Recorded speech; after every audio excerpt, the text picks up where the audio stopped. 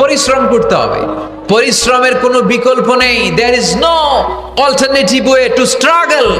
Struggle তোমাকে করতেই হবে। কেউ তোমাকে তোমার জন্য স্পেস তৈরি করে দিবে না। এই পৃথিবীতে কেউ কাউকে জায়গা দেয় না, এই পৃথিবীতে এসে জায়গা করে নিতে হয়। চিৎকার দিয়ে বলো ঠিক কিনা। হুঙ্কার দিয়ে পৃথিবীবাসীকে জানিয়ে দিতে হয় আমি এসেছি। মায়ের পেট থেকে যখন আমরা বেরোই, আমরা কি বলি?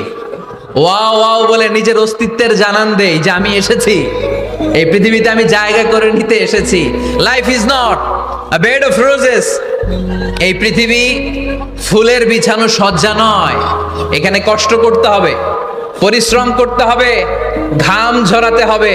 পরিশ্রমের ঘামে যে লোনা পানি থাকে, ওই লোনা পানিতে জন্ম নেয় সফলতার বীজ। এজন্য পরিশ্রম করতে হবে। সব নবীরা পরিশ্রমী ছিলেন, সব নবীরা কাজ করেছেন।